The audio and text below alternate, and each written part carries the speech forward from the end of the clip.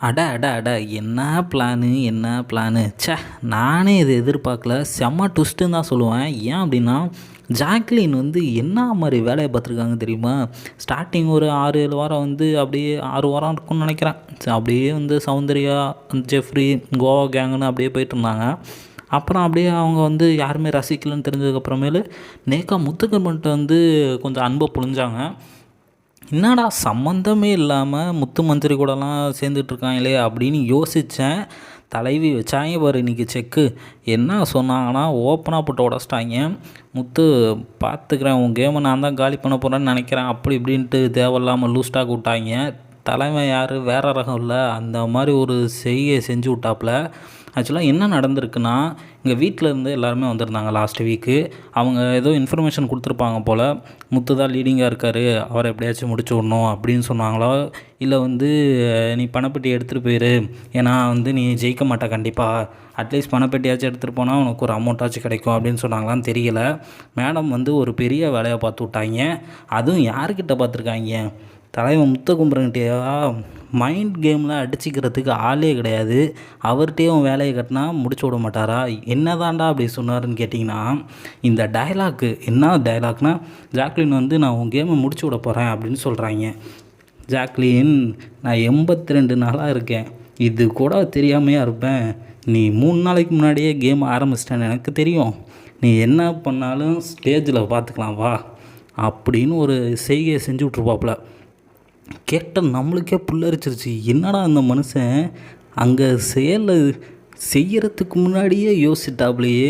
Just Jacqueline வந்து intimate தான் பண்ணுவார், நான் எனக்கு முன்னாடியே தெரியும் அப்படிங்கிறத வந்து போட்டு உடச்சிட்டாப்புல. அப்போ தான் தெரிஞ்சு இவன் தாண்டா ரியல் கேமர் அப்படின்னு சொல்லிட்டு. ஜாக்லின் ஒவ்வொரு டைம் அப்படியே ஸ்டன் ஆகிட்டாங்க. என்னடா அது நம்ம மனசில் நினச்சதெல்லாம் செயலில் செஞ்சுக்கிட்டு இருக்கான் அப்படின்ட்டு. இவங்க தான் ஃபஸ்ட்டு வந்து ஒரு செட்டப்பை போட்டாங்க.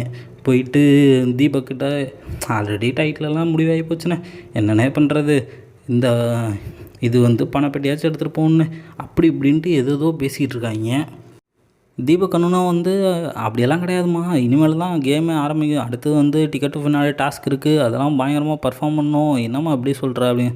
அடா ஆமாண்ணே, என்னண்ணே பண்ணுறது, இன்னும் 3 வாரம் தானே இருக்குது, அடுத்தது என்ன யார் எப்படி ஆவாங்கன்னே தெரிலண்ணே, பொறுத்து வந்து பார்க்கலாம் அப்படின்ட்டு ஒரு கேமை போடுறாங்க.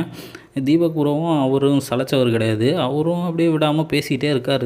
அது ஏன்டா இப்படி திடீர்னு மாறிட்டாங்க அப்படின்னு முத்துக்கவரன் சொல்லும்போது தான் யோசிக்க தோணுச்சு. ஏன்னா அவங்க வந்து ரீசெண்டாக ஒரு 2 நாளாக பார்த்தீங்கன்னா தனியாகவே அப்படியே புலம்பிகிட்டு இருக்காங்க, அங்கிட்டும் இங்கிட்டும் போயிட்டு என்னடா பண்ணுறது ஏது பண்ணுறது அப்படின்ட்டு. ஏன்டா இவங்க இப்படி ஆகிட்டாங்க, ஒருவேளை வீட்டிலேருந்து வந்து எதாவது சொல்லிட்டாங்களோ அப்படின்னு நினச்சேன். ஆனால் அவங்க ஒரு ஸ்ட்ராட்டஜியை பிளான் பண்ணுறாங்க. பணப்பெட்டியை தூக்கிறது தான் நம்ம ஸ்ட்ராட்டஜி அப்படிங்கிற மாதிரி பிளான் பண்ணிகிட்ருக்காங்க. ஏன் அப்படின்னா, பணப்பெட்டியை வந்து எப்படியாச்சும் எடுத்துடணும், யார் யாரெல்லாம் பணப்பெட்டியை எடுக்க ஆசைப்பட்றாங்க அப்படின்னு தெரிஞ்சுக்கிறதுக்காக ஒரு ஒரு இப்படி ஒரு கொளுத்தி போடுவாங்களா அந்த மாதிரி போடுறாங்க. நீ எவ்வளோ வந்து அடுப்ப, நீ வந்து எவ்வளோ வந்து அடுப்ப அப்படின்னு சொல்லிட்டு எல்லா கண்டஸ்டண்ட்டும் கேட்குறாங்க. அவங்க 10 லட்சம் 20 லட்சம் அப்படின்னு சொல்லிட்டே இருக்காங்க. அவ்வளோ காசு வைப்பாங்களான்னு தெரில. லாஸ்ட் சீசனே வந்து 11 லட்சம்னு நினைக்கிறேன் எனக்கு தெரிஞ்சு. இந்த சீசன் ஒரு 12 13 போகிறதுக்கு வாய்ப்பு இருக்குது.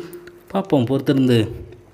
தலைவியோட பிளான் என்னென்னா, டைட்டில் அடிக்க மாட்டோம்னு தெரிஞ்சு போச்சு, சரி பணப்பெட்டியாச்சும் தூக்குவோம் அப்படிங்கிறது தான் பிளானு. அதை முத்துக்குமரன் வந்து ஆல்ரெடி ப்ரிடிக்டே பண்ணிட்டாப்புல.